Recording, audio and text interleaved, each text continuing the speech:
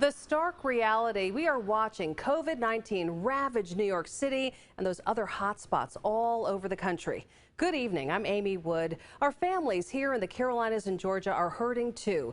Tonight, we're bringing you some of the most memorable local stories of this coronavirus crisis, stories of hope and healing.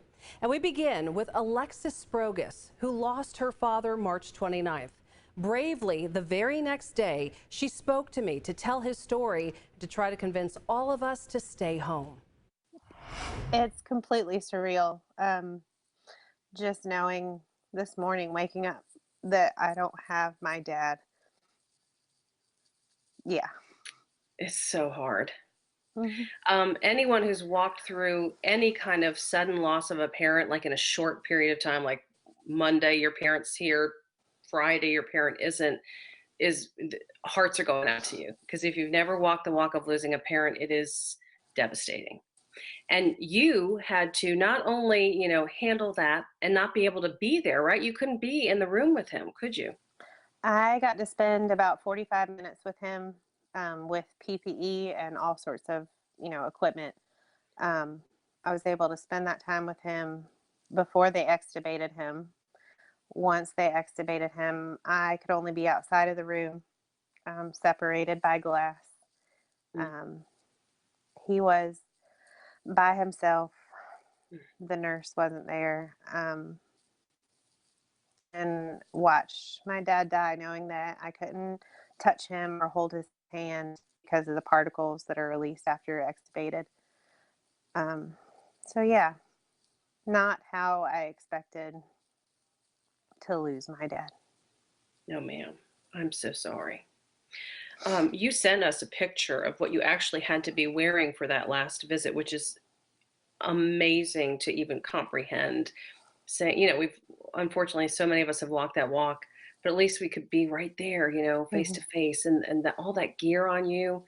Um, it's another whole level of burden for someone who's walking this terrible experience. Mhm. What do you have in terms of advice for other families who are going through this? What do you want them to know, um, to prepare themselves for? And in terms of people who are out there and not dealing with this yet, which is the majority of us, to keep Mhm. it from happening to them. Like, what do you want to tell people? I mean, um, I think it when you lose a family member to COVID, there are so many precautions you have to take to be with them. I had to be by myself, and like I said, separated from him by glass. I didn't get to touch him like skin to skin. I had to wear gloves. I had to suit up and all of the PPE, which I'm so thankful because I know that there's a shortage of that. So I'm thankful that they, allowed me to at least have that in those final moments with him. But I just think people need to realize that this is going to be a reality for so many of us. My dad's story is going to be the story of thousands, hundreds of thousands of people before this is over. If people don't start taking social distancing and staying at home seriously, um, yes, it doesn't affect young people the way that it does old people, but older people are our parents. Our And granddad. my children don't have a grandfather anymore. I don't have a father anymore, um, because of this. And I'm thankful that I could be with him at least in some part in those final moments. And he got to FaceTime my sister Good. in Wyoming. I mean, he was ventilated the whole time, but she got that closure. Um, and she wasn't able to be here because of the travel restrictions, Sure. as far as airfare and how quickly he declined. That just Mm. wasn't an option. Um, but like I said, so many people are getting ready to go through this um, by themselves. Mm. Family members who are reeling from the loss of their loved ones, and their loved ones are going to die alone. Mm. Alone. Yeah, My dad died alone. I'm so sorry. I just want people to take it seriously. I want My dad made such a difference in his life,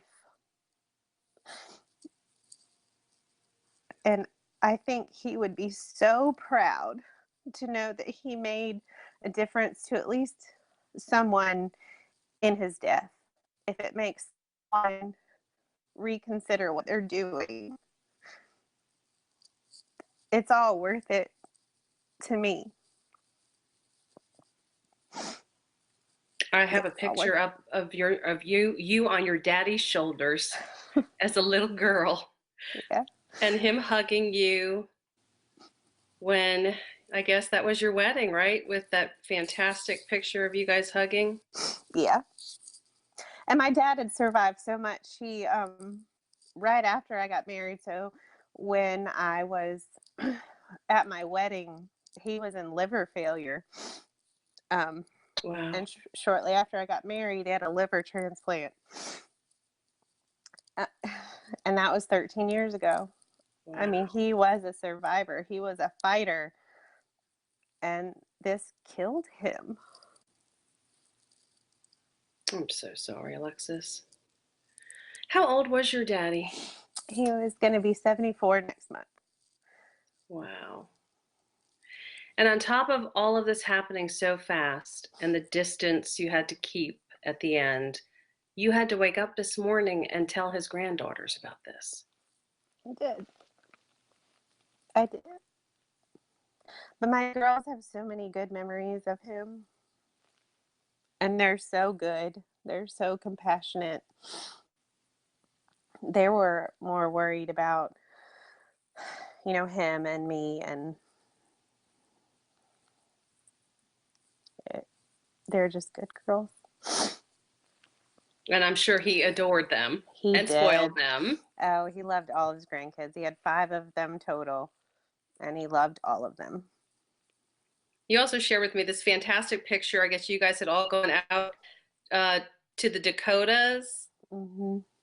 And when was that? And tell me about that. That was last summer. He actually went out there to be with my grandmother. We thought that we were going to lose her. She's 95. She pulled through, but he got to be there with my sister and his grandkids by her. And it was so good for him. I'm so glad. He loved his hometown. Alexis's dad spent decades as a drug and alcohol rehabilitation counselor. Her family now has to wait to have that special service in his hometown because of social distancing. Now, this is the heartbreaking reality for so many people right now. In South Carolina, 67 families have now walked this walk. In North Carolina, 65. In Georgia, 379 families. As we continue tonight, we are going to focus in on the hope that's found in our people. From the artists to your neighbors praying on a hospital parking deck to show healthcare workers they care. Jesus, you are our healer, the great physician. And up next, a story of survival. It was kind of scary when you see all these people masking up to come in and check on you. 24 days after COVID-19 attacked Ron Kendrick, he's able to explain what it takes to fight for your life.